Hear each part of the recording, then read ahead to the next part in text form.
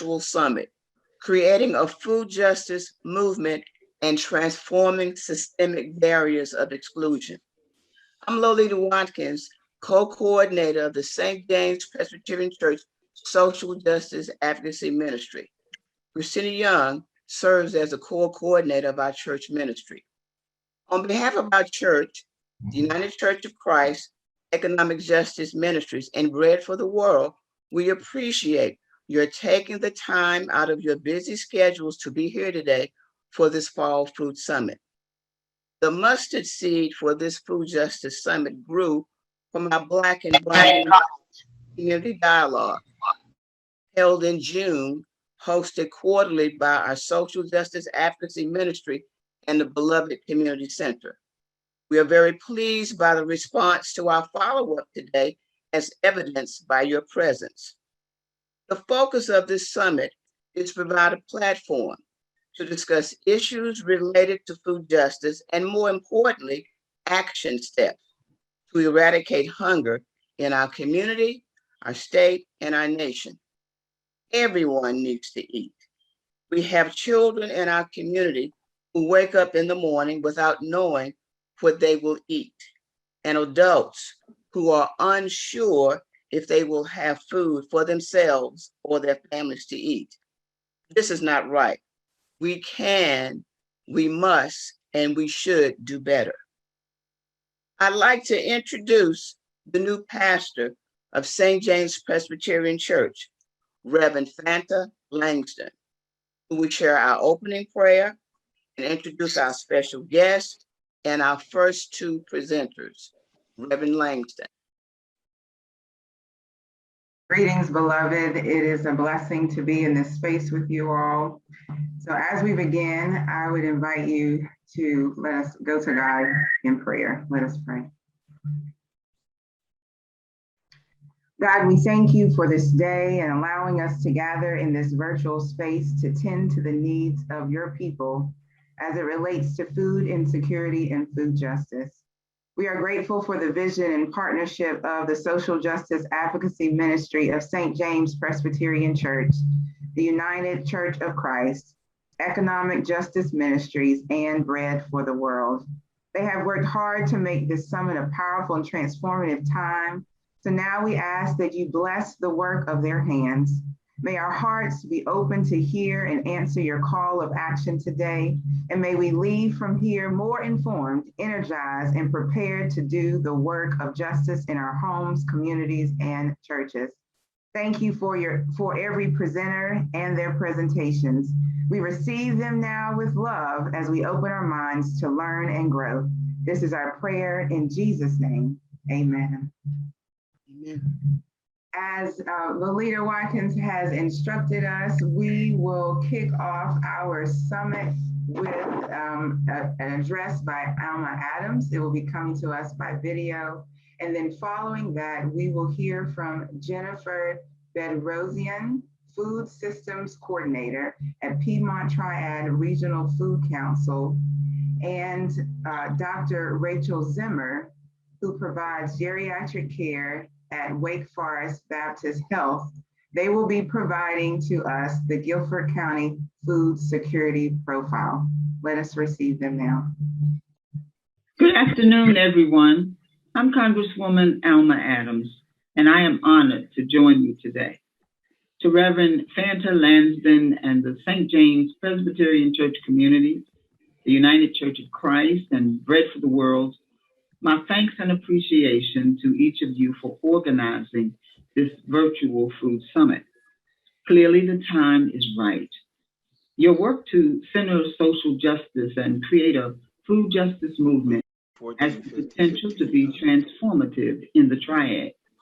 Ms. Lolita Watkins, I want to especially thank you for your work as the coordinator of the St. James Presbyterian Church Social Justice Advocacy Ministry. To all of the panelists, thank you for providing your time and your talents in the service of justice for God's people. As many of you know, I represent North Carolina's 12th Congressional District in Congress, which includes most of Charlotte and Mecklenburg County. For 20 years, I was pleased to represent the Triad areas. I proudly serve as Vice Chair of the House Agriculture Committee, where I work with our committee members on issues ranging from farms to food security. Food justice recognizes the food system as a racial project and problematizes the influence of race and class on the production, distribution, and consumption of food. It also represents a transformation of the current food system, including but not limited to eliminating disparities and inequities that are unfortunately prevalent in our state. For example, there are over 340 food deserts in North Carolina, including almost 24 food deserts in the Triad area. In my district, about 15% of the residents live in a food desert. That's higher than the national average. The lack of fresh food availability has debilitating public health consequences. Food deserts contribute to obesity and other food-related diseases, such as diabetes and heart disease. With steep barriers to healthy, nutritious foods, it can be difficult for residents of food deserts to make health-conscious food decisions. To make matters worse, nationally, the rate of food insecurity for Black households is more than double that of white households. High rates of diet-related disease correlate with poverty and food insecurity, which disproportionately impacts people of color. Since joining Congress in 2014, eradicating hunger has been one of my top priorities. In 2015, I founded the Adams Hunger Initiative because I will not be one of those leaders who will stand by and let their constituents go hungry without lifting a finger.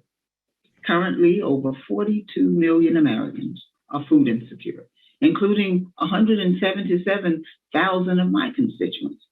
In the wealthiest nation in the world, there's no reason for a child or their family to ever go hungry. Martin Luther King said many years ago, and I quote, "I have the audacity," he said, "to believe that people everywhere can have 3 meals a day for their bodies, education and culture for their minds, and dignity, quality and freedom for their spirits.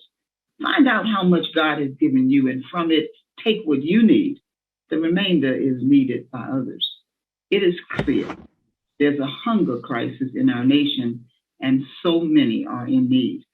And while SNAP is a critical lifeline to families, the previous benefit level was simply inadequate, which is why since 2016, I have championed the Closing the Meal Gap Act, which strengthens SNAP adequacy by increasing benefits by about 30% and eliminates unrealistic barriers for millions of people affected by food insecurity. I'm happy to announce that much of that work has been realized this year. The USDA's recent reevaluation of the Thrifty Food Plan, which increased SNAP benefits by an average of 27% pre-pandemic, will allow families to better afford a balanced, nutritious diet. As food insecurity remains 30% above pre-pandemic levels, particularly among the households with children, eradicating hunger must be one of our top priorities. Furthermore, food justice is more than having access to food. It also addresses questions of land ownership and the historical injustices communities of color have and continue to face. Understanding the history of land loss and discrimination informs our advocacy, policies, and moves us toward building a stronger, more equitable, and just future for agriculture. Earlier this year, I introduced the Justice for Black Farmers Act, a comprehensive bill that would address the sordid history of discrimination in federal agriculture policy and protect the 50,000 remaining Black farmers from losing their land. My bill would address and correct USDA's discrimination, take bold steps to provide debt relief, restore the land base that has been lost, and create a land grant program to encourage a new generation of Black farmers. In order to rectify the injustices of our food system, we must work together to build an equitable and just food system free of discrimination. So together we will increase awareness and action around food insecurity and the structural inequities communities of color continue to face. Thank you all for your hard work and your advocacy. May God bless you. Thank you all very much for the opportunity to be with you today, and we appreciate being able to listen and to present some of the information that we learned over the last year and a half. So my name is Jennifer Bedrosian, and I work at Piedmont Triad Regional Council as the Food Systems Coordinator and help support our regional food council. And we work in 12 counties of the Piedmont Triad, Guilford, of course, being one of those. So what we have today to share with you is we completed a regional food system assessment of the 12 counties. This was over a year-long effort that included data collection and community outreach in all 12 counties. We do want to acknowledge that this work was sponsored by Blue Cross Blue Shield of North Carolina Foundation, and we also worked with Carolina Creative Works to complete the assessment. Here's what the page looks like. We produced a 130-page written report as well as an online interactive report. And this is what the homepage looks like that we will share with you a link to later on. You can see at the bottom, there are some tabs with research buckets that you can scroll to learn a little bit more. And here's the piece that are the county profiles. So each county has a profile that is downloadable.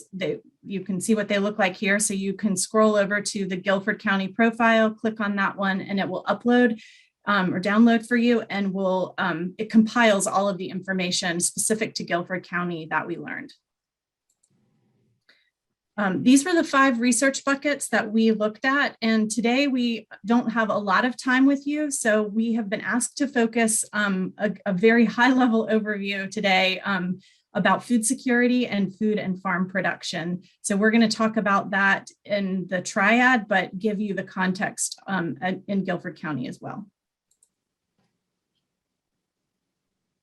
Hey, so my name is Rachel Zimmer. I'm actually a nurse practitioner at Wake Forest Baptist Hospital. I'm also co-chair of the Piedmont Triad Regional Food Council.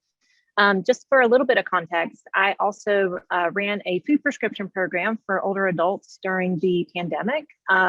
So have some intimate knowledge of some of the food insecurity needs of Forsyth County, specifically where I practice. And we define food insecurity for the report as being the state of being when someone does not have reliable access to a sufficient quantity of affordable and nutritious food at the household level. We know that communities of color are at least twice as likely to live in poverty as white communities with a per capita income between $20,000 and $29,000 per year. And if you look at the trends of food insecurity in the United States over the last 20 years, we actually found that food insecurity increased sharply during 2007 and 2008, which was during the recession. And then you started seeing levels of food insecurity dropping a little bit. But now we are actually seeing food insecurity rates peaking again. I'm sure no one is surprised about that during the pandemic. So locally, the food insecurity rates are actually projected to increase by 1.5 to 3 times what they were in 2018. And childhood food insecurity rates are actually projected to be about 8% higher. So somewhere around 28 to 34% in 2020 into 2021. So when you're looking specifically at Guilford County, in 2017, the rate of food insecurity was around 17%. It was projected to drop somewhere around 14%, and now it's rising again. So closer to 20% now, 19% during the pandemic. And what you see here, we have some tables interdispersed among the report that shows some of the factors that might influence food security rates across the Piedmont Triad. So unemployment, poverty, education greatly impact whether someone has food insecurity or not. This report was a little different because we were able to get more granular with our data. So in partnership with Second Harvest Food Bank, we were able to identify where food bank participants were actually coming from per zip code. And that actually had not been widely distributed before we started doing the report. So what you see here are the different counties, and the darker areas mean that there is a higher density of people from that zip code going to food banks. And so you're seeing on the left, the Black or African Americans by zip code, and then to the right, the Hispanic or Latinx population by zip code. Okay. So during the pandemic, we actually have found that there have been several efforts happening. There's been a lot of cross-sector collaboration that we have found really inspiring. We're finding that a report like this could also help with continued collaboration and even funding collaboration. We're hoping that this report also supports maybe some small grant programs that could help even local farmers, maybe even help hunger alleviation incentive programs when they're trying to think through programs that would be helpful for their communities. And also now you can track food bank participation, which helps as an indicator whether or not the interventions are actually helping in your zip code. Next slide. So an overall report shows that 96% of Guilford's principal farm operators in the last ag census actually identified as white, which is a significant disparity when it comes to farmers. So what you see here is a pretty big disparity between people of color and then also the white population when it comes to farmers in the community. So we're hoping that people will use this data to impact their own regions. We're hoping to see, we actually identified several areas of need, one being processing plants in our area to help with meat processing, lack of cold storage, incentives for small producers to get into the market. And then also, we're hoping that this will also influence some innovative thought around access to land for farmers. So we'll end there. That's a very brief overview of our assessment. This is just a list of our Food Council members, and we'll say thank you. And if you do want to view the interactive reports, you can access it there or email us. Thank you so much. Thank you so much to both Jennifer and Dr. Rachel. Certainly we have been given exactly what we need so that we can go into group discussions with the information to create, to learn, to share best practices, and to empower. Our breakout sessions, there will be 2, and you can choose which one best suits where you feel the divine is leading you on this day. The first one is building constituent power in creating a food justice movement with the focus on local and regional perspectives. And that will be moderated by Minister Rosa, who is with Bread for the World, and we thank her for her continuous involvement as a Southeast regional organizer. And then the second discussion group will be building food system equity and transcending systemic barriers of exclusion, how the faith-based community can support these efforts. And you will be with me, Reverend Sakina Hamlin, United Church of Christ Economic Justice Ministries. So at this time, you will receive an invitation to select one of those groups. The building constituent power or the building food system equity. And each one of you will have 45 minutes, or each group will have 45 minutes for discussion. And some of that time will be allocated for Q&A. So we have 25 people in this room, and I feel like we might just start with, like I said, we have some great folks who are going to be introducing themselves and giving you a little brief overview. And then mainly the meat of this is kind of split between a panelist discussion of some questions that I have prepared for the panelists that hopefully will engage all of us. And then we have a good portion of time for you all to engage with the panelists in some questions that you might have, either based on just your knowledge and your engagement with food insecurity and with engagement, right? Constituent engagement. And then we'll be done and we'll go into the next session, which is really going to allow us all to work together to kind of think about what might be some solutions. And I know that with all these people, I know we got some solutions brewing. So let's go ahead, and it is now the minute that I asked for. And so let's begin. We have Dr. Karen Jackson, who will go first, and following Karen, or Dr. Jackson, will be Jan Jones, and then Reverend Carl Veerling. So Janet? Did you mean me, Rosa? I'm sorry, Dr. Jackson. I'm so sorry. Maybe Janet's going to do something next, but I will move on. Thanks, Rosa, for the introduction. And I have 9 minutes, so I'm going to set my timer for my 9 minutes. I'm Dr. Karen Jackson. I'm currently assistant professor in the Leadership Studies PhD program at North Carolina A&T State University. And I've had the privilege of working with Ms. Lolita and with Ms. Rosa and a few others on our team to pull together the summit that you are experiencing today. My background in the food system is based upon a lot of the research that I've been doing and community engagement in general. I've been a community engagement researcher for about the past 10 years.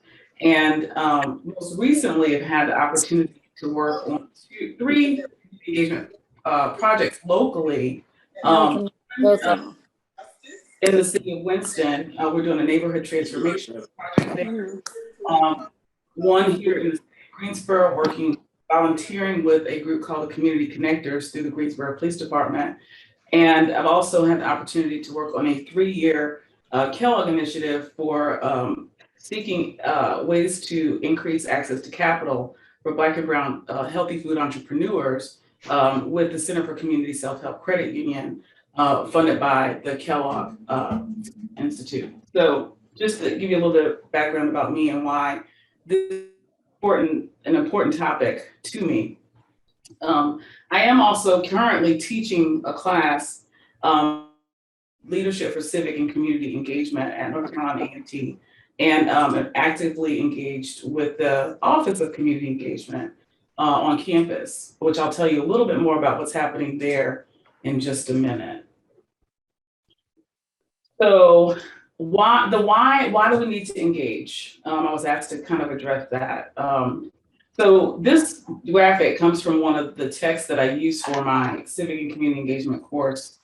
And it's called Lead the Way. And the 2 authors of this text are good friends of mine, Forrest Combs and Sylvia Burgess.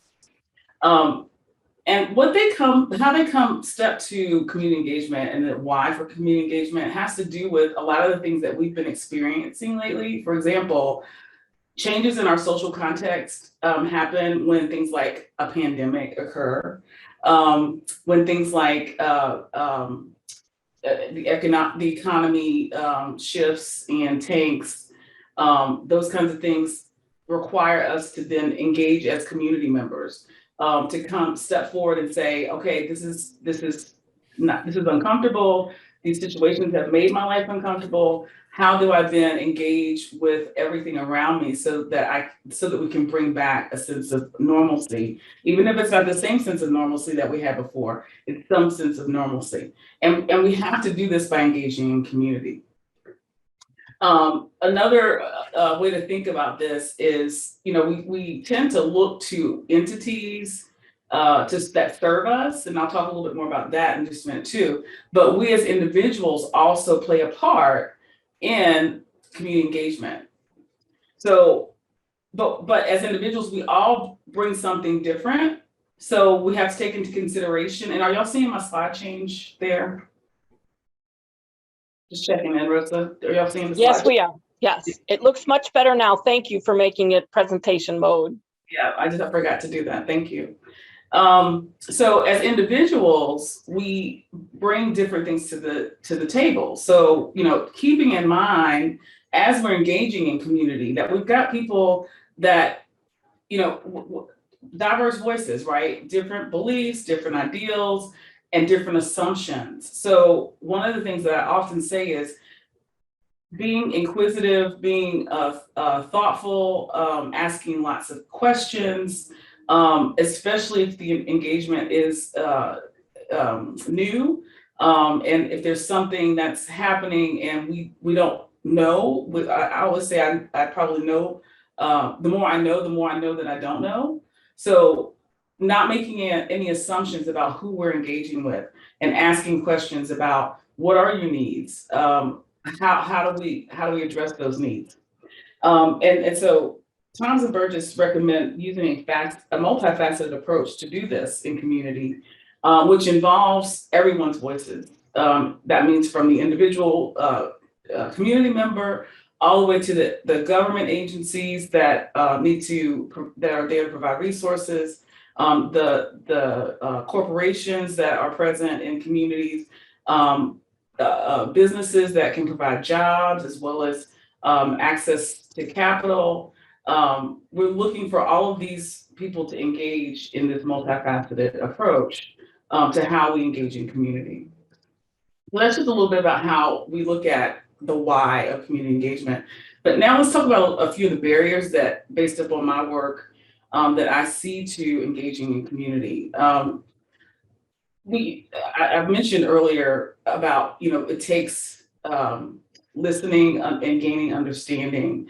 And the reason we need that is because if we're coming at this work in the food system to create more food justice in a way that we want to bring our resources, we need to be in the business of developing relationship and establishing trust, because we know that there are fears associated with working with people who are different from us. People tend to isolate if they don't feel like they're wanted in the conversation. So we need to invite people to the table. We also have issues of folks that are protecting their privilege at the expense of the health of our communities. So things like practicing individualism, not helpful. The us versus them mentality, not helpful. Political divide, not helpful. These are barriers that we need to overcome. The ways that we think about things, so allegiances to the ways things used to be, if we can open our minds to thinking about things differently, that would be really helpful, especially because we know, based upon the data that was shared earlier in the earlier presentation, there are multiple groups that are being left out because we know that they're a part of the population, but we don't see them participating in the food system. So we need to be asking ourselves, why is that? And am I creating a barrier, or is my organization creating a barrier? Moving from awareness to action, taking into consideration that not every leader has a title. We have leaders in our communities who don't have titles, but they've been working in community, they've been bringing awareness to the issues in communities, and they've been using money out of their own pockets to address the issues in the communities. And the last barrier, I know I was only supposed to do 3, but I couldn't stop when I started listing them. But civic engagement, policies and laws that are put out there to restrict access to voting are, again, not helpful. We have currently, this year alone, 30 laws in 18 states have been passed to restrict access to voting. So when I talk about moving from awareness to action in order to create change, this is a graphic that I created when I was working with a diversity and equity initiative. And so what you see here is the arrow that's going up and down. Awareness is one thing, and that's what this food summit is about, but we want to move from awareness to action. So that means building relationship, understanding the will of the community, and getting people to commit to the things that it takes in order for us to move forward to a brighter future for our food system. So how do we overcome these barriers? Self-reflection, spending time understanding how you fit in the food system and what you contribute to the food system, and opening our minds to incorporating multiple voices in food system change is highly recommended in overcoming these barriers. Creating space to bring more people in the space to gain knowledge and education about opportunities to access resources to capital and land. Alma Adams mentioned that without access to the tools, we can't be a part of the food system. So we need to use our resources and leverage our networks to make sure that's happening. Also, shifting our mindsets. We know that we've been doing things one way, so how do we do it differently? I'm on the research committee for an organization called LEAP, which is a collaborative between UNC Greensboro, North Carolina E&T, and Cone Health, where we're looking at the social determinants of health and how the food that's being provided in our communities may or may not be the best food to serve the communities in a healthy way. And what do we do to change that here in the Piedmont Triad? And specifically Greensboro. LEAP is focused on the city of Greensboro. And then also civic engagement. Run for office. Encourage others to run for office. We need to have our voices at the table, both at the local, state, and federal level, so that we're not left out. So one last thing I want to share is that the Office of Community Engagement in North Carolina E&T is hosting a Community Engagement and Economic Business Summit on October 27th. It is open and free to the public virtually. Ms. Lolita will be providing access to the link to the sign up for the summit. It's October 27th. It's all day. And so I hope that many of you will participate. I'll stop there. Hopefully. Wow. It's thank you so much, Dr. Jackson, for really laying the first layer down, or the foundation, as it were, for what comes next.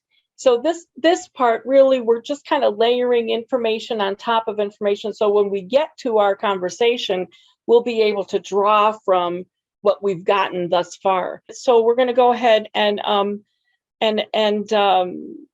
just prepare you for what's coming next. So as you're listening to Jan, keep in mind some of the things, or all of the things. I know I won't be able to keep all of the things that Dr. Jackson said in my mind, because half of them have already fallen out, and I'm desperately waiting till I can get my eyes on that presentation, because it was excellent. So as we are going through, listening to these things, keep in mind that these are tools that we're receiving, right? Now, once we have these tools, what can we do with them? And I really liked what Dr. Jackson said about how do we move from awareness to action. Some of us have gotten a lot of awareness, but how do we move that from that awareness to taking the action? And she gave some good examples there. And I'll also let you know that Dr. Jackson has put into the chat, if you would like to take a look at that, the link to register for that community engagement summit that she's talking about, that she told us about.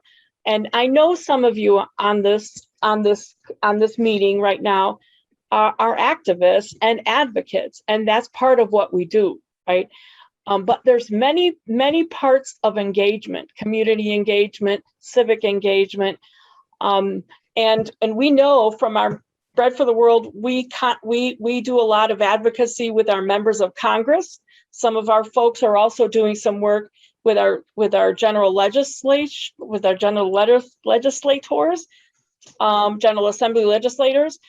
But that's really something that we have a lot of power. So what Dr. Jackson talked about was the mechanics, right? And then as we ask questions, we'll be able to figure out a little bit more what that means when we have that constituent power. And I think we're ready to roll. Okay. Hold on, let me get back. You gotta love technology, but now I don't see our Community, right? It takes a community to make this happen. yes. Did I need to? Okay, there. Can you see? Can everybody see it? Okay, good to go. Thank you, just tell me Jennifer. next slide, Jan. Okay, thank you so much. Thank you. So again, I'm Jan Jones, Public Policy and Partnership Manager at Second Harvest Food Bank of Northwest North Carolina. Next slide, please, Jennifer. It's going to be quick. We cover 18 counties in Northwest North Carolina, and we say that we cover from Boone to Burlington. Next slide, please, Jennifer. And just a little bit about Second Harvest Food Bank and how we work. We have food sources that come from grocery distribution, community donations, farms and community gardens, and federal and state. Our federal is USDA. We also we leverage our food purchasing and have food sourcing. We also, with donations we receive, we have sorting, inspection, and repackaging. We store, and then we also have a needs-based product allocation, that how our food is distributed to our partner agencies. We distribute directly to our partner agencies. We actually do not have a direct distribution on site, but we work through our partner agencies. We also have our rural delivery and mobile distributions. We have backpack and school pantries, after school and summer feeding programs, and hot and ready to heat meal deliveries that we do. And again, our partner agency is made up of pantries, community centers, shelters, school pantries, and backpack programs. And then we have other programs that we do. We have our Providence culinary training. We have nutrition education that offers cooking classes, and we have community partnerships. But we also have food and nutrition services outreach, which is what the SNAP program or food stamps is known for as in North Carolina. Next slide, Jennifer.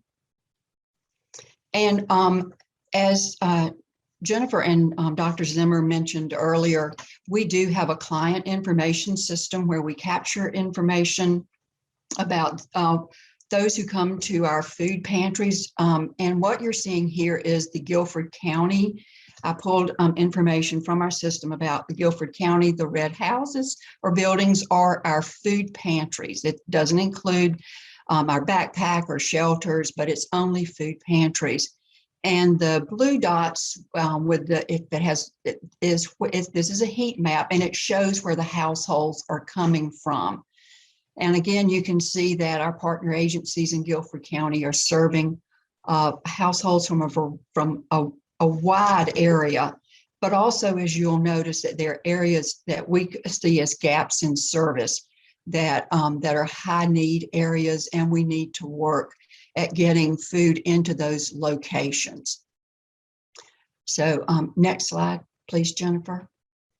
And we know that in our, with food insecurity, that there are significant disparities that exist in that program.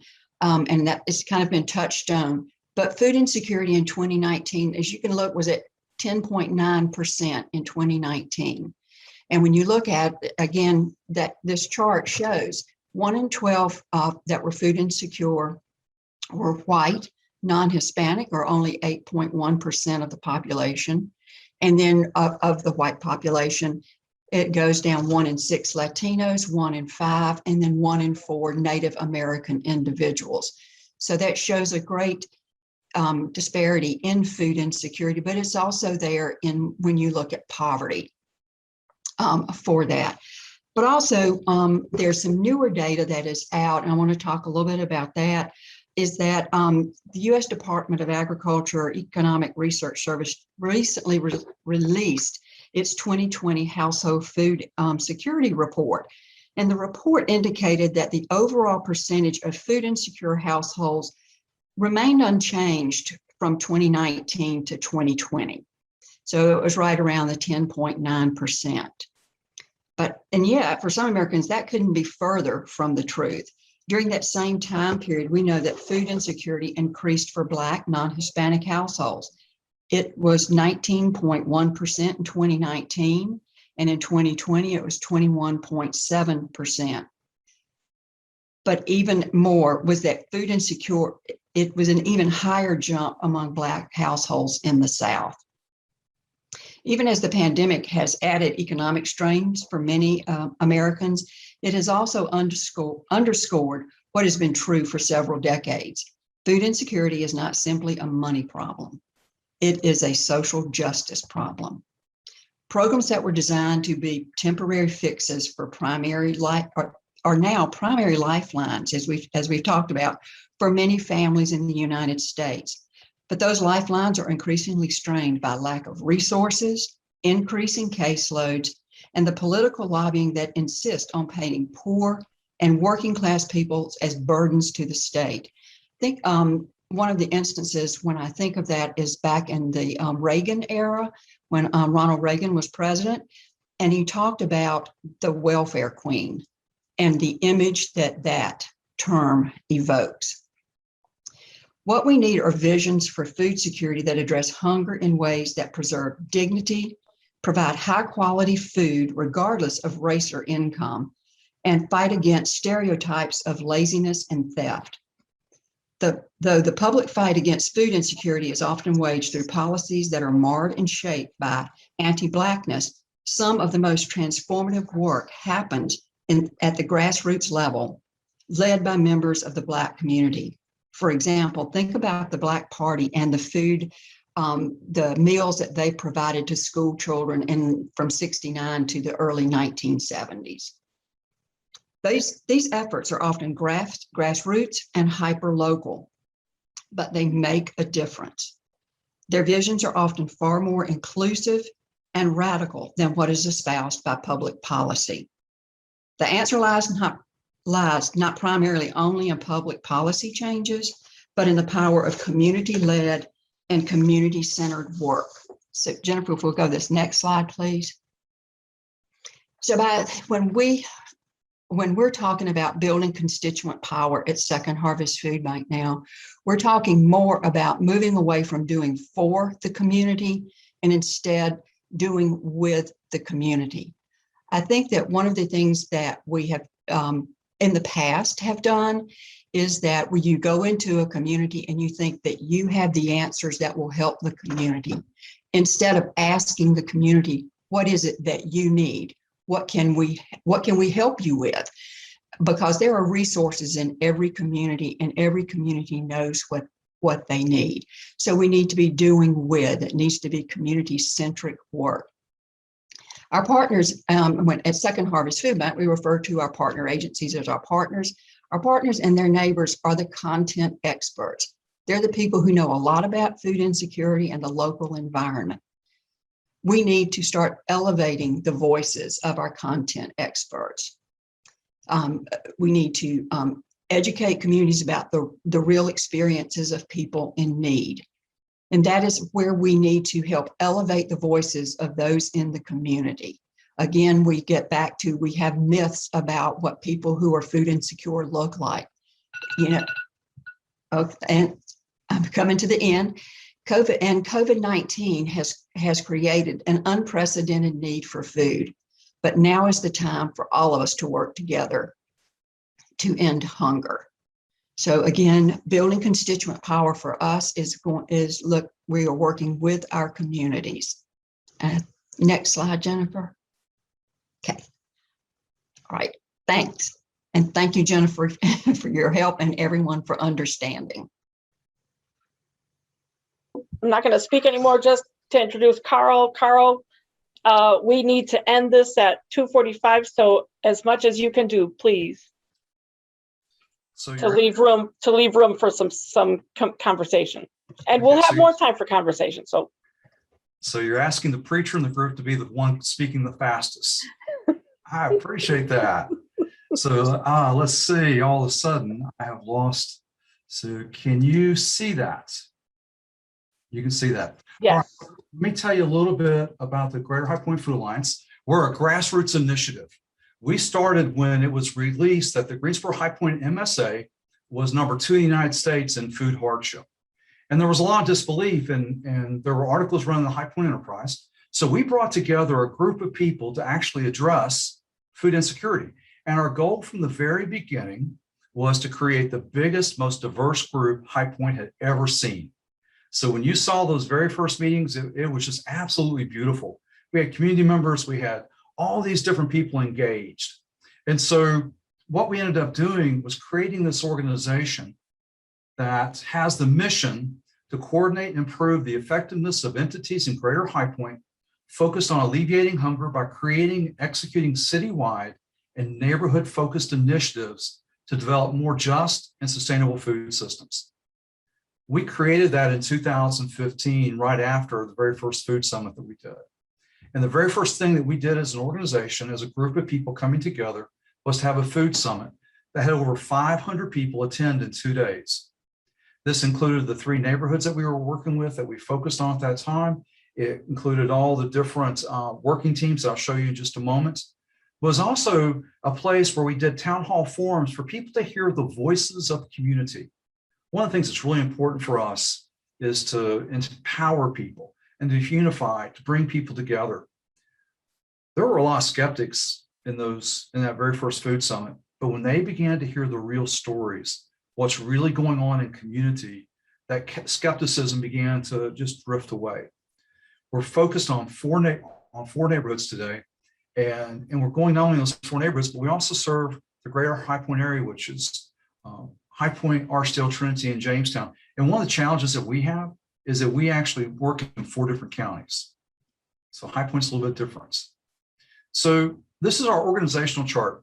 And these are the 4 neighborhoods: are Burns Hill, Highland Mills, Washington Street, and West End.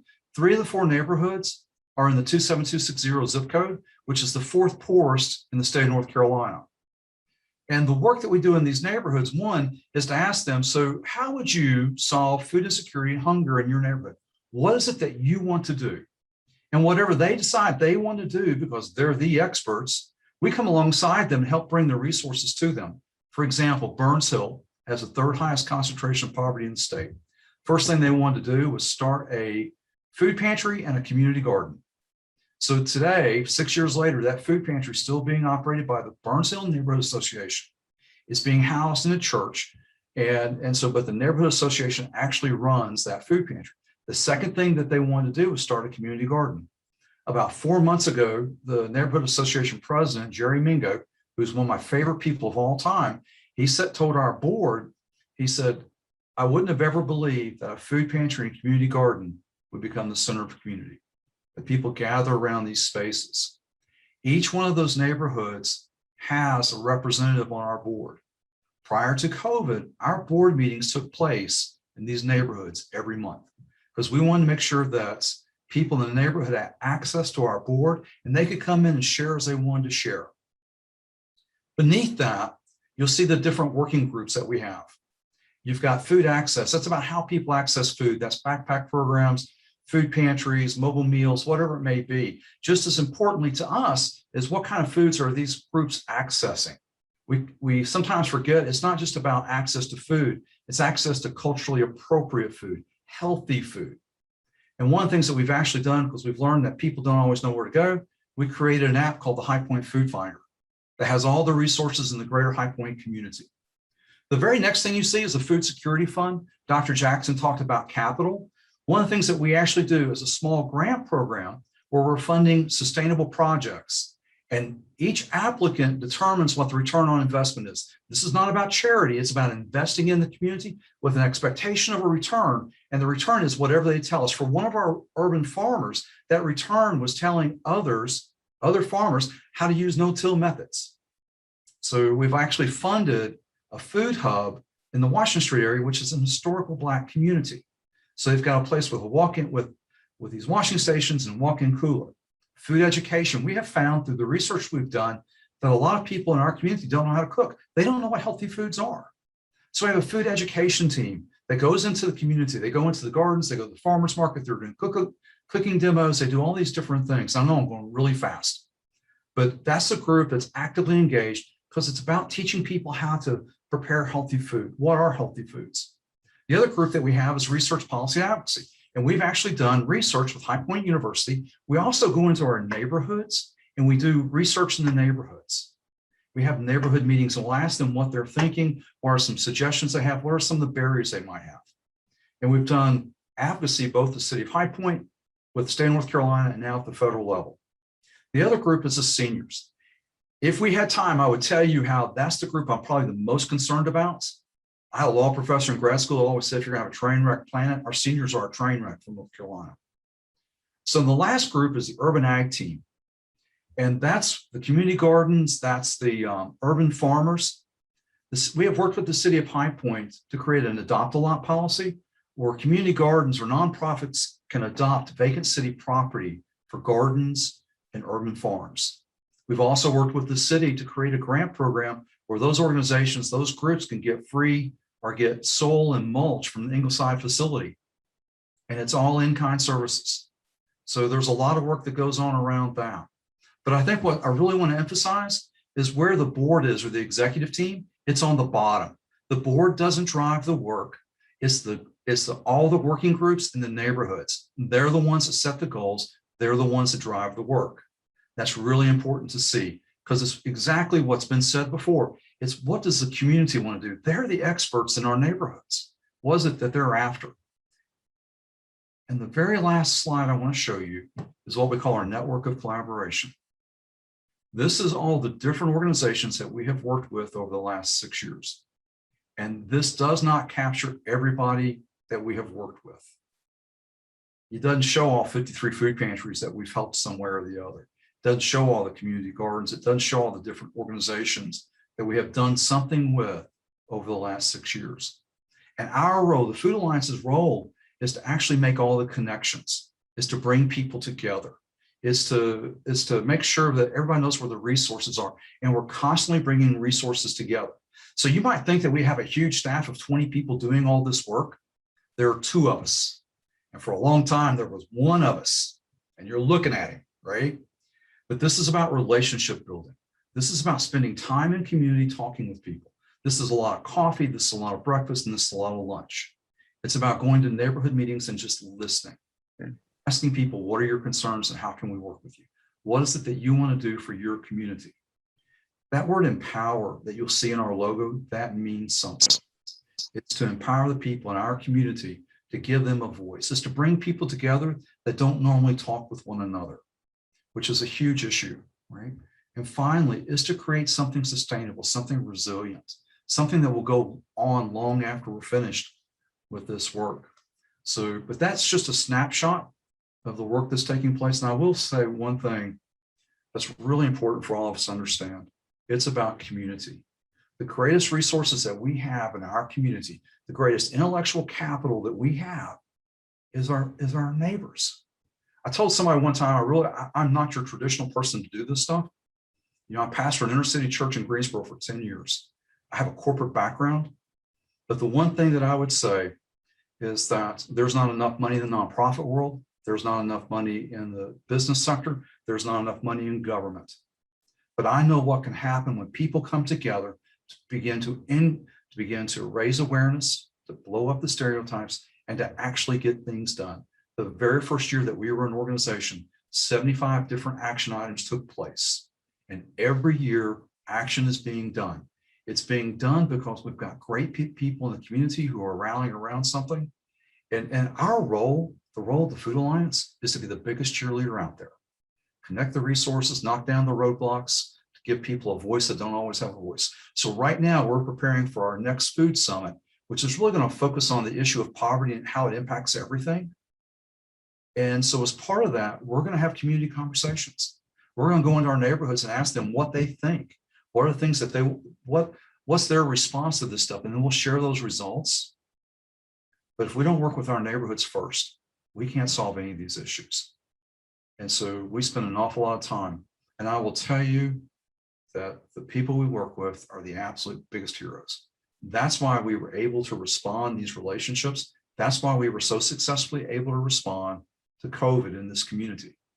One of the foundations gave us $104,000 to do capacity building. Every dime of that flowed back into the community by refrigerators and equipment, whatever food providers needed. So it really is about increasing efficiency, about bringing people together, and about people having a voice that they haven't always had. So I've made that really fast. So now we should have No, some and questions. that was fantastic, Reverend Beerling. And I'm just going to say, let's take this now to you all to ask the questions. And if you know, we have just a few minutes left. So I know that Noreen asked a question in the chat saying, thank you for your presentation. And her question is it more effective to influence local representatives or at the federal level? And I think all of you have something to say about that, but if you might want to say something quickly so we can get to another question.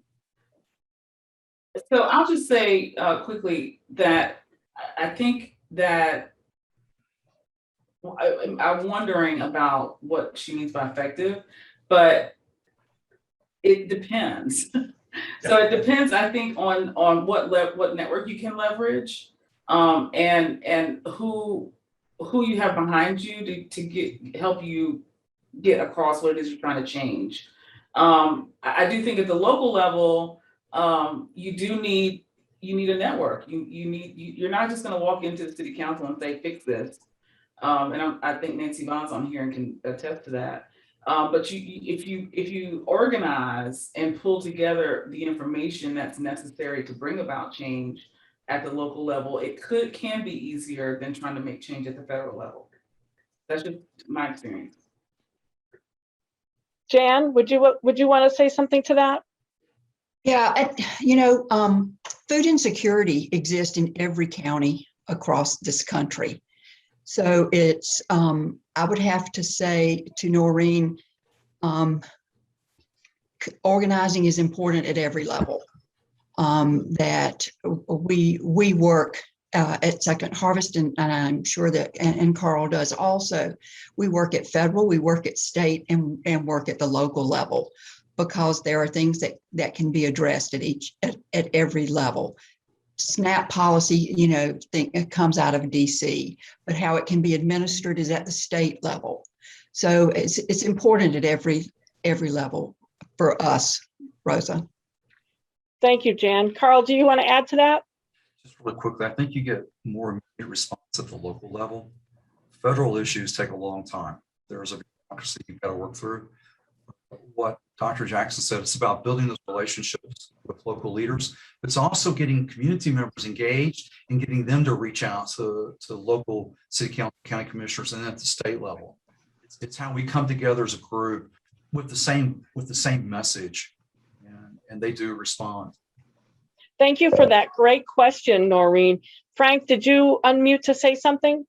I just wanted to say very quickly that we have folks that are doing great work locally in terms of hands-on feeding, working with local communities, and that is essential. But we are at a tipping point right now in terms of being able to do big things. And one of those is the child tax credit. We can essentially cut childhood poverty in half. And that is being considered right now in the Build Back Better plan. So if we're talking about effectiveness, I don't think there's a better place that we could put our effort. A lot of our local groups are doing essential work, but ultimately we have not been able to end poverty or hunger. This can help us do that.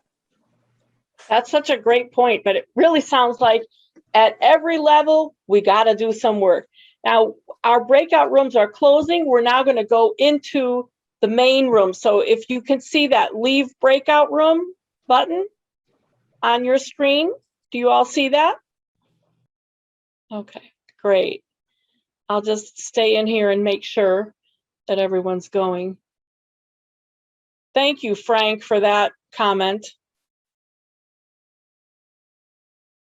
Welcome back, everyone, as we all start. Do we want to do a quick recognition of some folks that may have just joined now? That would be great. I was actually sending you a note about that. So glad to see our congressperson here with us now. Thank you, Representative Kathy Manning. And I see we have Mayor Nancy Vaughn. I didn't see you before. I know that Representative Manning was very interested, but could not join until this time. So she will be part of the discussion. So let's start this session that Reverend Hamlin and I are going to be sort of just kind of guiding along. Now, we both have been in two different sessions, but looking at the same issue. So we have an opportunity now. I know that the session that I was in was very, very rich and really showcased. And Representative Manning, you will get the recording of these, so you'll be able to review it. But I know we have spoken with you before, and I know that you have some things to say about hunger and poverty in your district.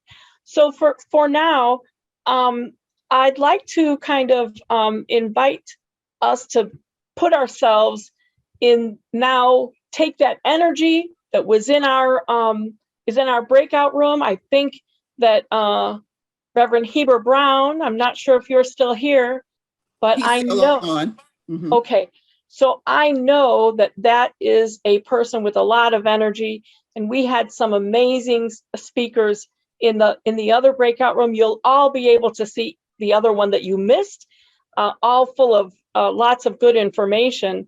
But now is the time to let's move, right? So what we heard from Dr. Jackson was, how do we move from awareness to action? And that's where we want to get to. We're 82 people here.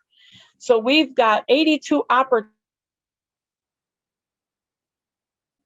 Oops, Rose, I think we lost you. Can anyone else hear her? No. She's frozen No. for me too. Frozen. Yeah, Ms. Rose lost you. So I'll pick up.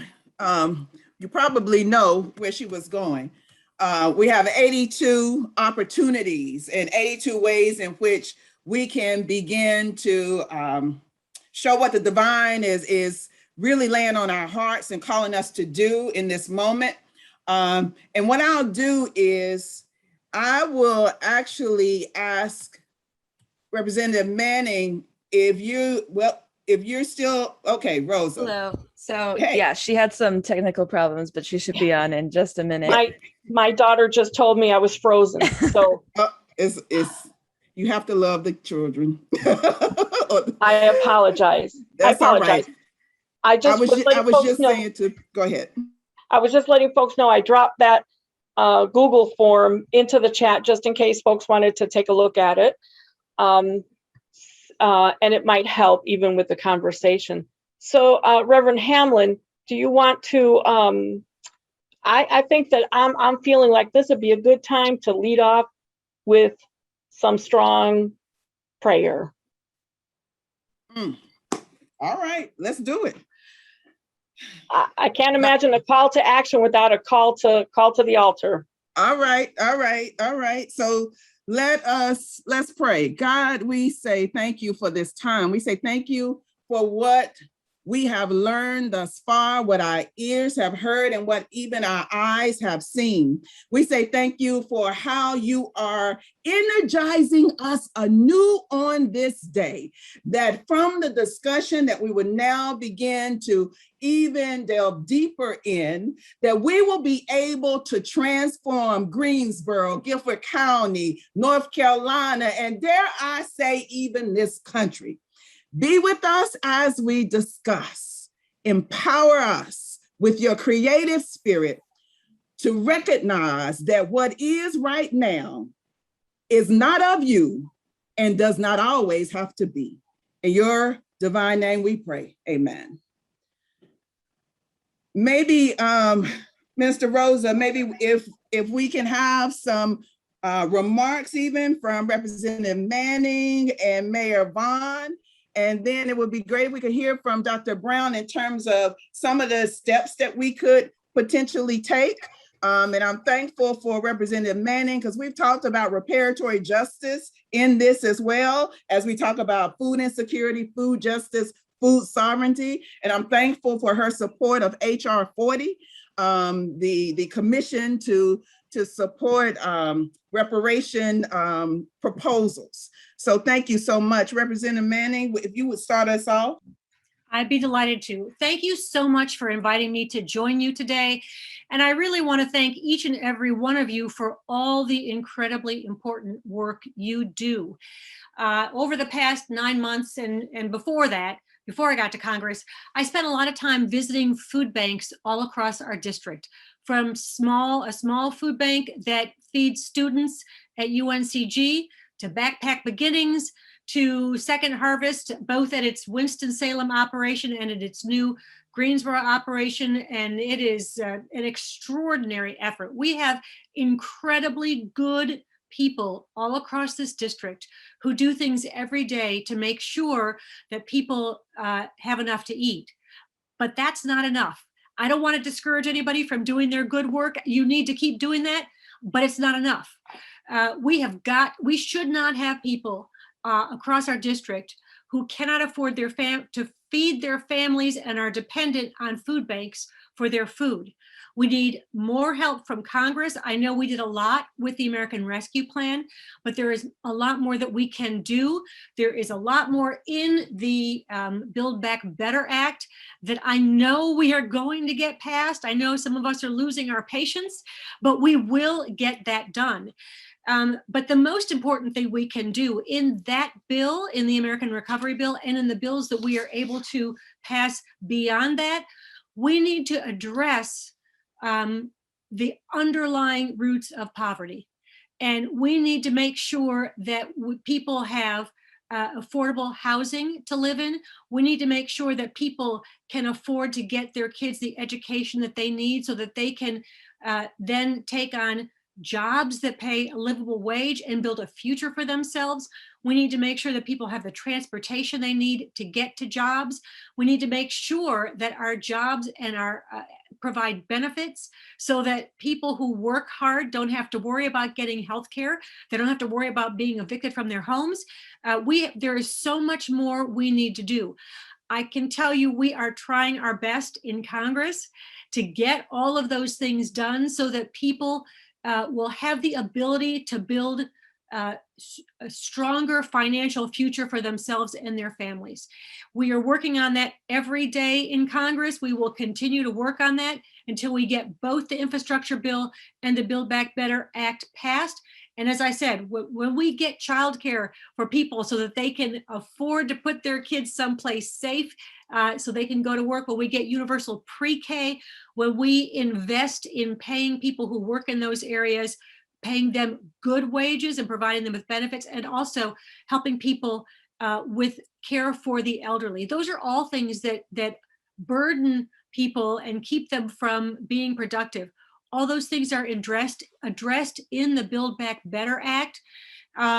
We will get it done. It's a little bit of a rockier road than we thought it would be, but we are going to persist until we get this done. So I'm going to stop talking and just say I really am looking forward to listening to all the wisdom that's been shared in your conference today, because the most important thing that I can do as your representative is learn from you.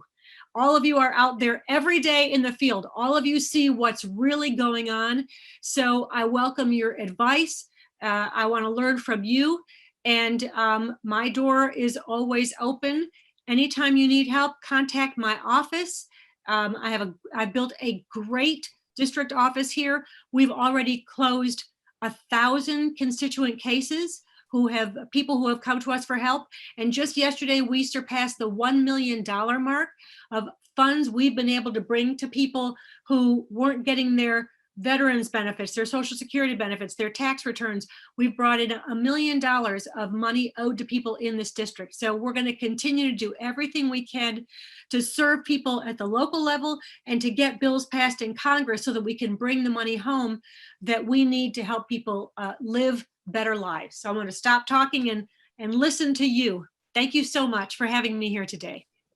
Thank you, Representative Manning, for being present to listen to the community. And you spoke much about what we talked about in terms of the importance of constituency and building our voice and why it's important. So it's great to hear. You just, validated what we all said, is that we need to have that voice of the constituents, the voice of the community, the voice of the folks who are most impacted by the problems that we're talking about, lifted up. And your open door is very welcome, and we have used it, and we will continue to. So thank you so much. So I see that Reverend Hamlin, or I heard Reverend Hamlin say that perhaps Reverend Heber Brown could begin with kind of overlapping with what Representative Manning has told us, because I think there's some great opportunities there. Actually, Minister Rosa, before Dr. Brown speaks, if we can have Mayor Vaughn to talk a little bit about the intersections, that'd be great. Yes, good afternoon. Thank you. This has been a really great way to spend a Friday afternoon. We know that food insecurity is one of the hardest issues that we have in our city to tackle, and it's the most important. No child should go to school hungry, because we know that it has an impact on their learning capability. Nobody should go to work hungry. Food is a right. This past week, I did a groundbreaking, so to say, with Triad Goodwill and Out of the Garden. And they are marshaling their resources to help people get jobs and be fed. Out of the Garden has a really active mobile food mart that they send around to different places. And they partnered up with Triad Goodwill to help people find jobs. I would encourage people to go on to their website and look to see where Out of the Garden is. But we know we need more than these mobile food marts. We need to have grocery stores where people can walk in and make sure that they get their fresh produce and dairy products and meat and other items.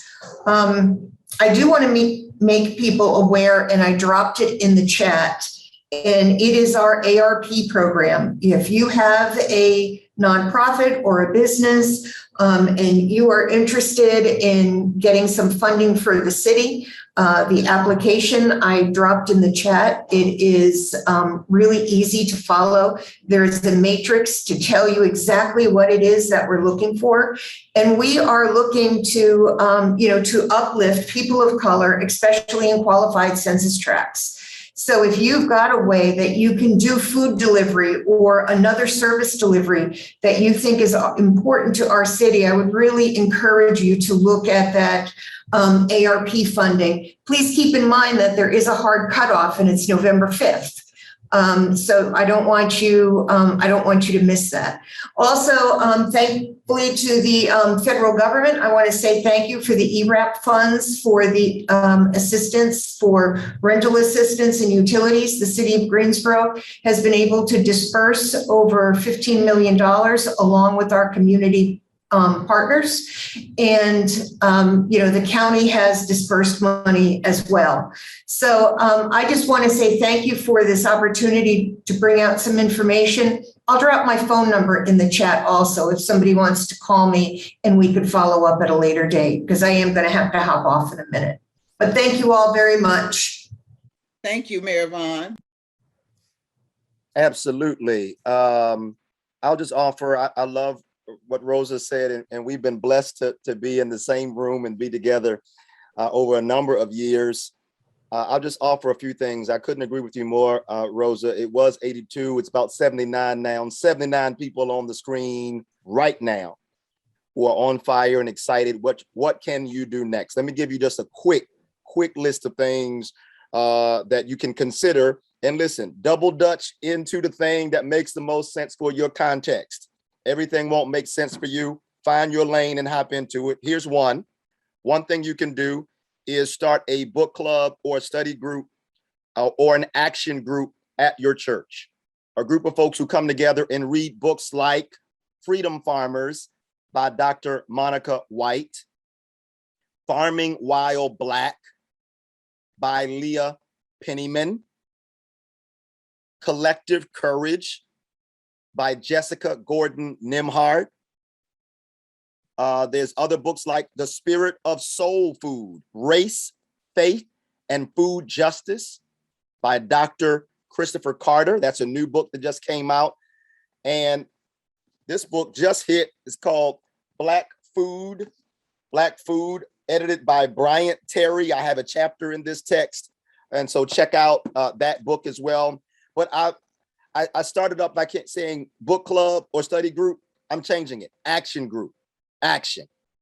Come together, read a few lines, go try something. Experiment on something you just read on that page and come back to the group and look at it again. So that's one thing you can do. Here's another thing you can do. Start a garden on church-owned land. Start a garden. Start growing food. Look at the land that your church currently has in its portfolio and see if there's space to start a garden, even if it's just a windowsill garden. But this is why I'm saying to do it. Will you solve all the problems of food insecurity by starting a garden at your church? No. But I have seen what happens when people get their fingers in the soil. It activates something inside of us. Of course, it brings a number of personal benefits, mental health benefits, go on down the line. It's all there, but also getting closer to the soil helps us to also be sensitive to the food system, to the environment at a whole nother level beyond the intellectual.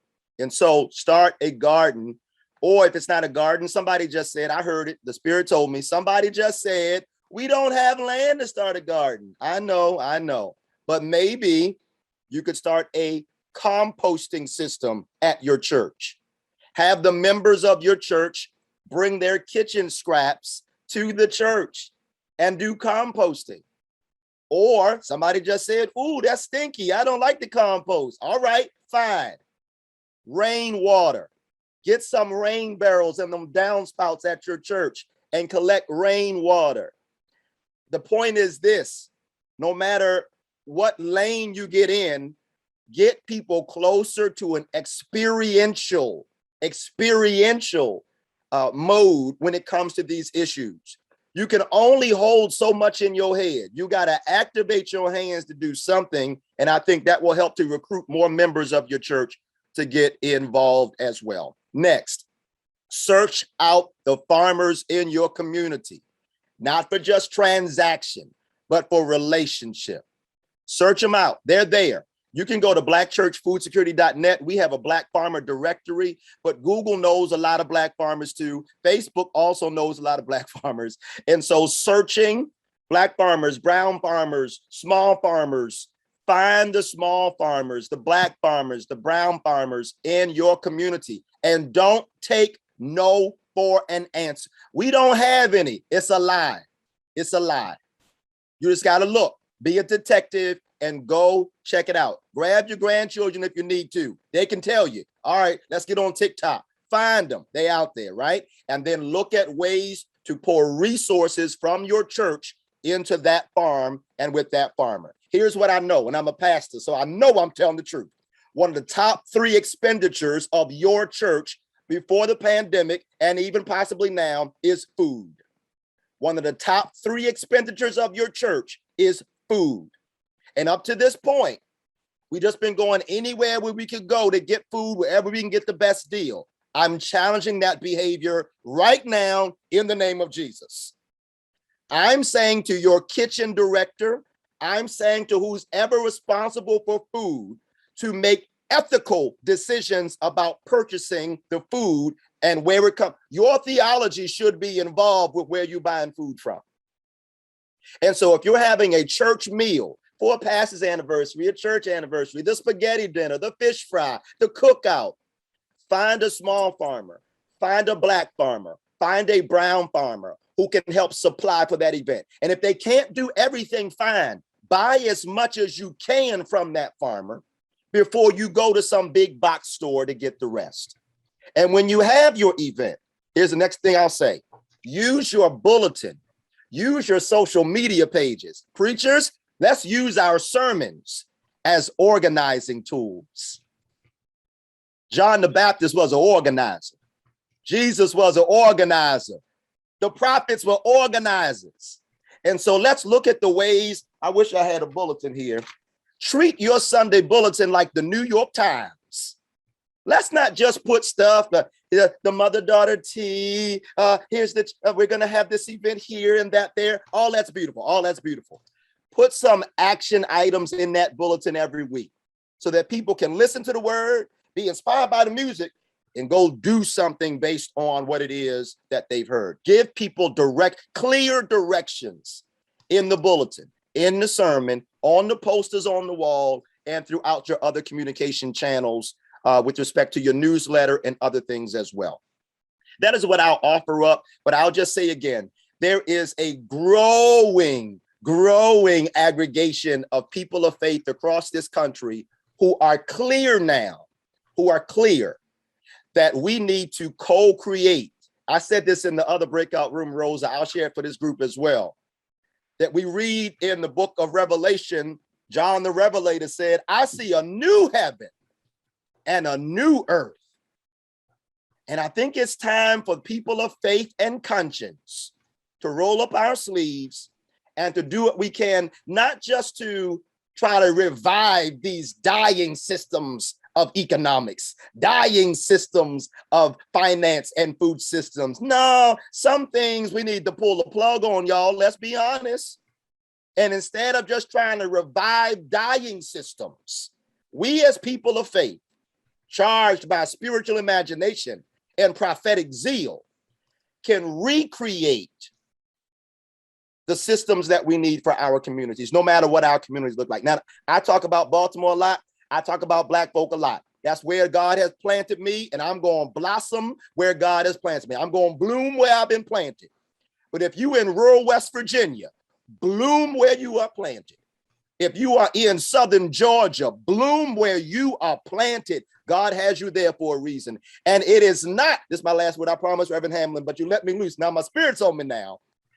But I just believe that it is part of our faith tradition, not just to allow the powerful to stay comfortable. It's a part of our tradition to discomfort the comfortable, as Dr. King said, and to bring comfort to those who are discomforted. We've been struggling not just with Black land loss, Black land theft. We've been struggling not just with First Nations peoples not having their land. No, they didn't just lose their land by accident. It was taken from them. And so we have to have the same kind of fight, fire, zeal, and intentionality to co-create new systems to bring about that new heaven and that new earth. Thank y'all so much. Whew, we were on fire before. We're just, it's a five alarm fire now. Oh man. Thank you so much, Reverend Brown. I just want to add to that because you really bring out the power of the faith-based community in action, in just making sure that we take our faith and put it into action. But I also have found that congregations, and I work with a lot of congregations are full of constituents. And that's what we know is we can do things. We are driven by our faith, but we also have obligations and responsibilities in our political world, right? That governs us. So, oh boy, somebody's talking about the fire now. So I just want to thank you for that. And so I want to kind of welcome, and I saw Carl McClellan had his hand up. I'm not sure if you had a question to ask, but I want to open this up. I know everybody has something to say. I think if we can have a way, if you can put either stat or raise your hand up and we can start getting to We've got about 15, 20 minutes. So now might be a good time to let your voice be heard, and let's talk about solutions that you might think of, but also what action do you feel called to? Mr. McClellan, can you start us off? Great. Oh, did you say Mr. McClellan? Yes. All right. Yes. Like I spoke in the last group, I'm ready. I'm ready to rock. My crew's ready to rock. Once again, addressing the violence that I know is going on in the country, North Carolina, period. Greensboro, I have, like I said, gang members, felons, and I can put them all in one room and they care less about it. And they want to work. They want to work on a farm. I have emails, I have phone calls, I have text messages. When can the farm open back up? And all I need is relocation. Once, like I said, again, I have everything that's needed as far as paperwork and equipment. If anyone has an extra 1,000 square feet or anything, I am a construction worker certified. 3 days it'll be set up. Within a month and a half, you'll have over 80 different microgreens on bigger commodities. Give us a couple of months. And once we start growing one commodity or one variety, we don't stop. We plant that same thing, 20 trays every week, 20 trays every week, 20 trays. And if we see high demand, we'll do it again. Delivery, no problem. We'll UPS it across the state or across the country. I have no problem with pickup locations. And if they want to come, they can come to us and we'll give it to them on the farm. And we like that. We want to do school tours. They can come. Well, one thing Off the Branch Farm does allow is we allow you to pick it off the branch. So if an order goes through, it's not something that was already sitting. So if you call or you order for something, we cut it fresh off the branch, we package it, and we get it to you ASAP so that you can maintain that freshness.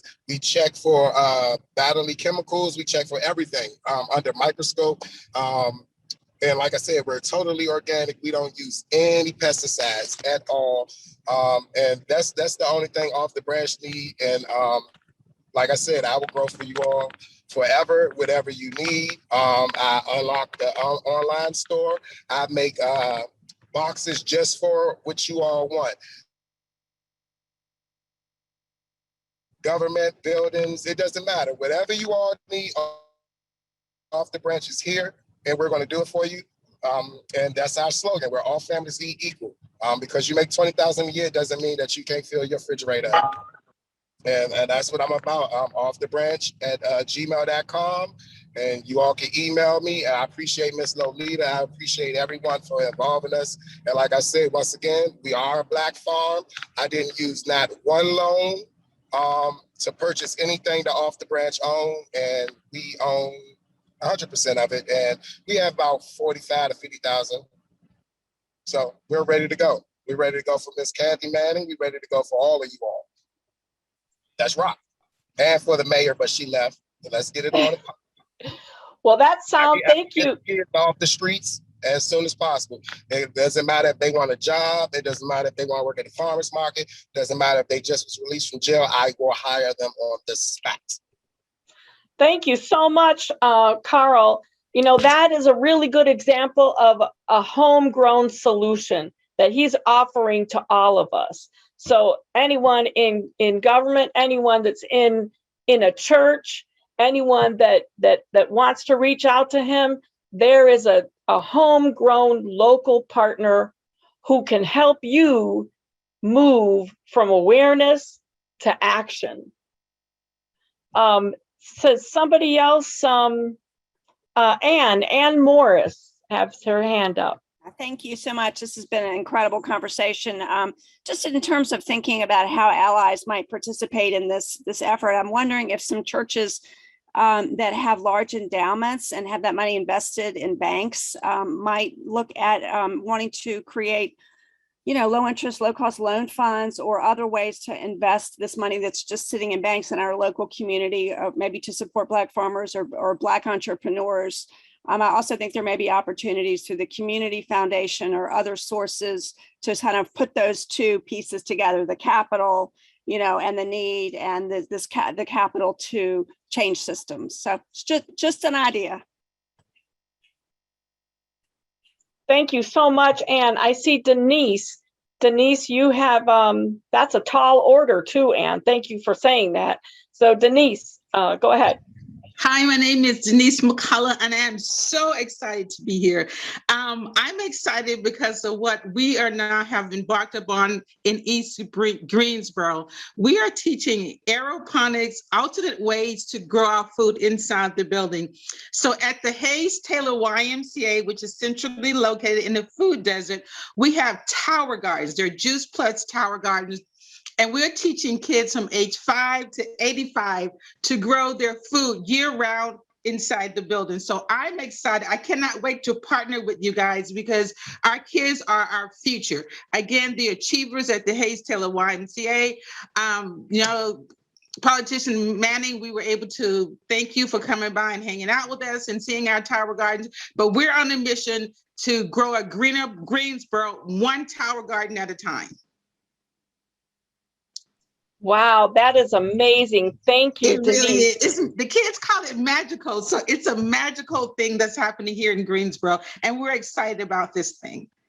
And let me tell you, what's happening here, this is a magical thing too. Yes, it is. I'm saying maybe not magical is the right word, but it is a divine in the sense of the magical thing. That there is something that happens when you say you're anxious to partner with us. We are all each other's partners. Absolutely. And one of the things of this summit, one of the objectives was just that, to get the people together so we can learn from each other, we can learn about each other, and we can learn from each other.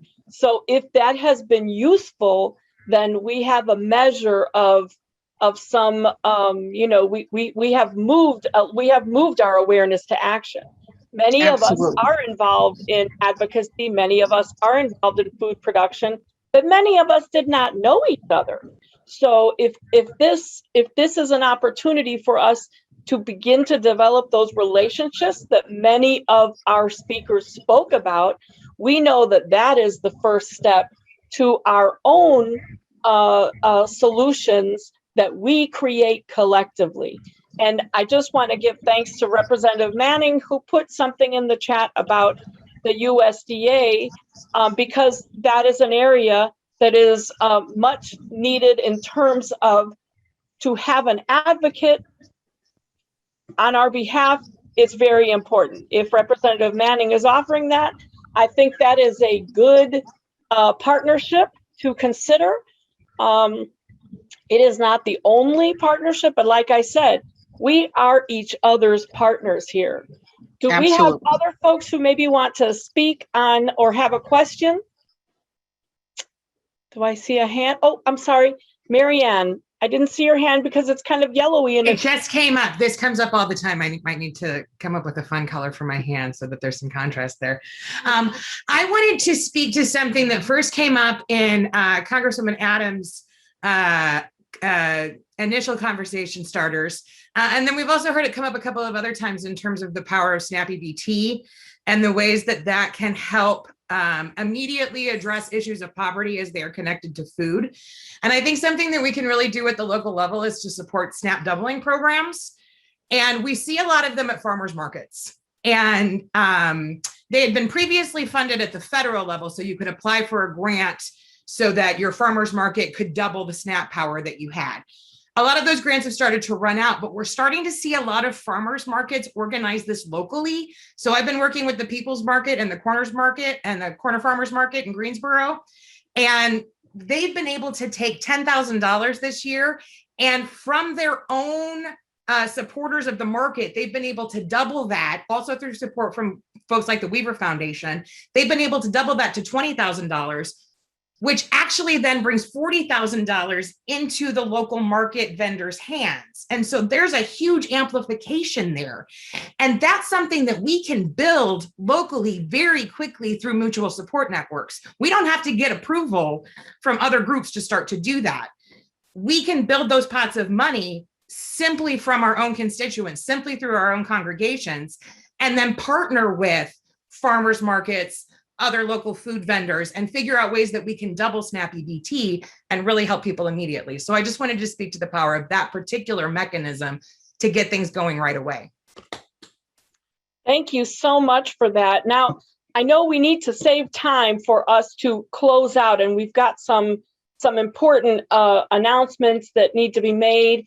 And also, I want to make sure that we maybe we don't have the time to create those solutions now, but I would like to get a commitment, at least open that up to say, in this group, do we have agreement that we want to be committed to this, that we want to be each other's partners? Do we have that? If you can just put yes or raise your hand or make any idea, but we know that relationship is the first step. I see some yeses coming in, which is fantastic. So I think Lolita, if I'm correct on this, I need to pass it to you so we can have some. We're going to try to get closed out on time, and this conversation could go on for a long time. However, we want to take it one step at a time, and we want to respect the time. And I see a lot of yeses, so this is not the last time you will see us. Again, I put the link to that Google form that Lolita will talk about. I'll put it in the link again. From that information, that we're also going to you'll also have another opportunity to bring this conversation forward with your input. So Lolita, have I given you enough time, I hope? Yes, and I'm going to shorten my remarks. I just want to thank everyone for taking time out to be on our Zoom call today.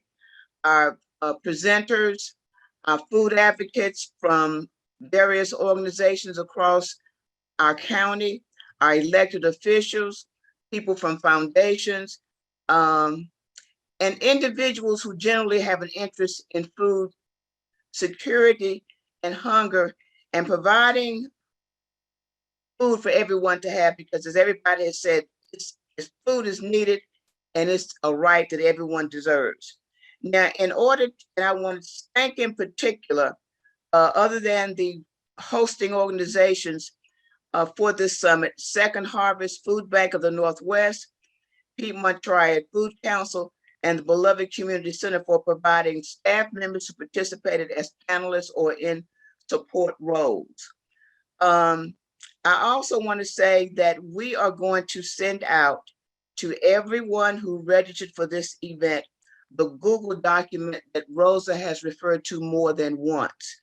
And we want you to take just a few minutes, 10 minutes, to fill it out, to address some of the questions, some of the issues that we raised on that document as a means of us collecting your thoughts from attending this food summit, and also using that information as we plan other events as we move forward. And one other thing that I want to say, if you weren't a food justice advocate at the beginning of this call, we hope you are now, because this is something that we've talked about. One of our colleagues in our social justice ministry, when we were talking about this a few months ago, she said, well, I've attended other food justice summits in Greensboro and nothing happened. Let's make this happen. The time is now. Yes, yes. The time is now. We need to stop talking. We need action. And I want to also recognize the Ymca group from Westminster Presbyterian Church. We are in partnership with them on a number of initiatives, and some of their members have been on this call today, and we will continue to work with them in other issues, but in this food justice issue as well. I want to lift up some events that are coming up. Dr. Karen Jackson mentioned a community engagement event at North Carolina A&T on October the 27th. We will provide in our follow-up with you registration information for all of the information that I'm going to share. So put that on your calendar, community engagement, North Carolina A&T on October the 27th.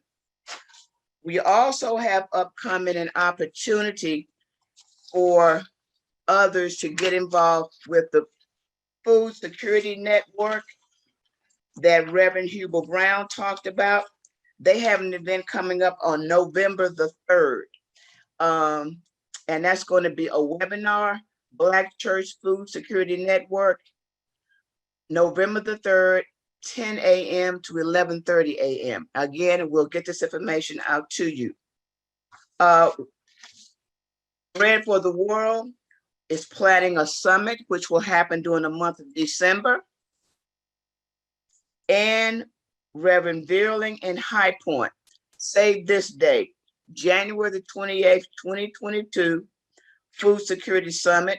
They're going to touch upon these areas in terms of food security or food justice issues: housing, food security, health, seniors, poverty, and education. We'll get all of this information out to you all. And please take time to fill out the Google survey document that we're going to share with you too. And Rosa had put up some information about an upcoming event on October the 18th, 2021.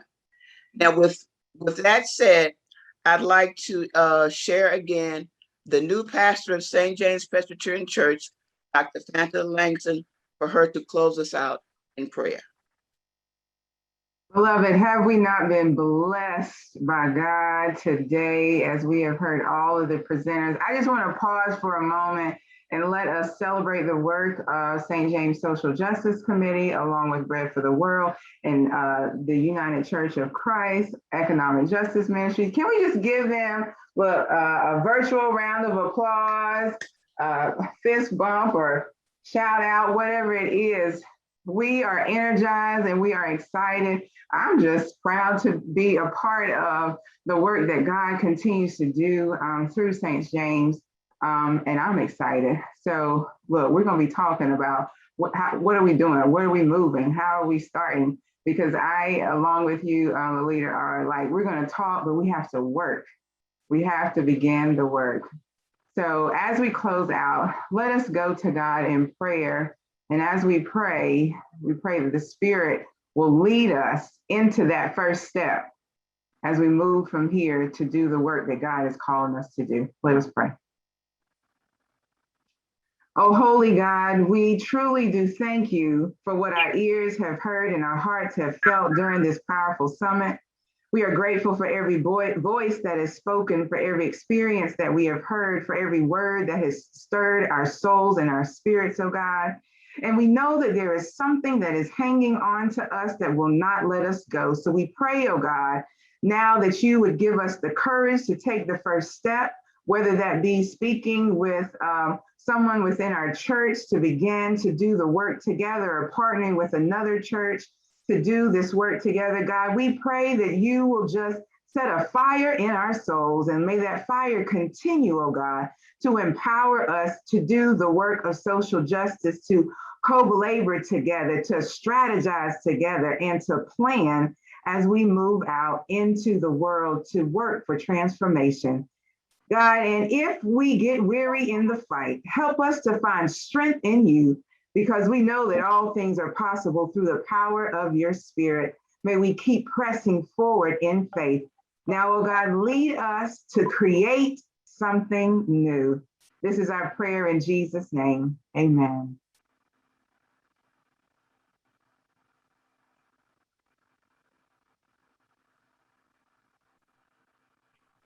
Amen. So we will be sending follow-up emails. I will go ahead and send the Bread for the World event, which is coming up on the 18th, so you all can register if you're interested.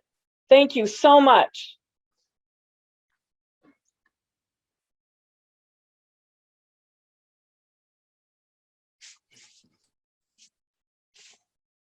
Thank you, Reverend Brown. Thank you, Reverend Brown. It's always a pleasure to see you and hear from you. Whew. This call was amazing. I am blown away. Who is that speaking? Adrian? Adrian Hicks. Oh, I'm so happy to hear that. Adrian, where are you from?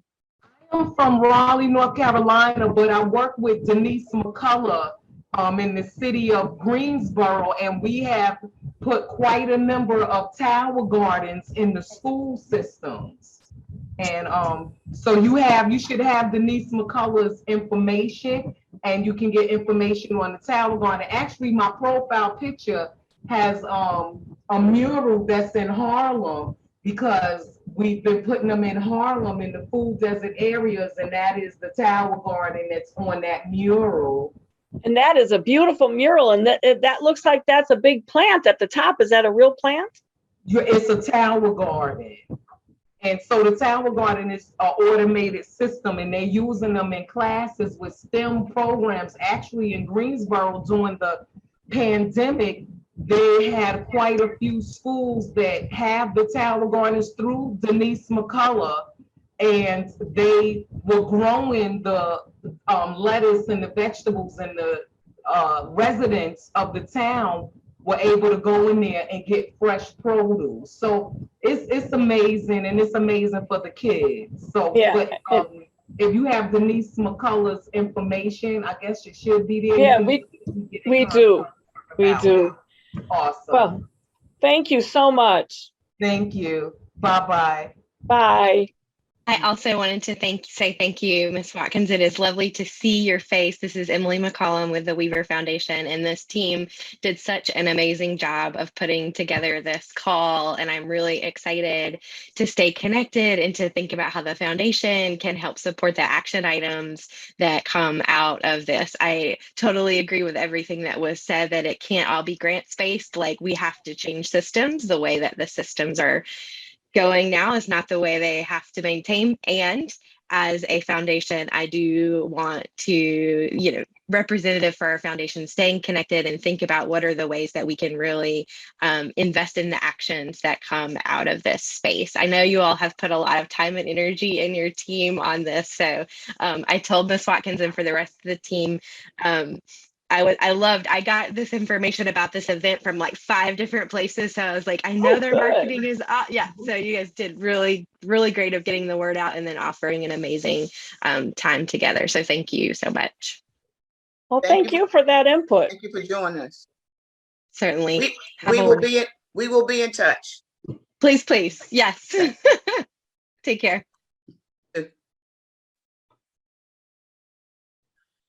Well, there's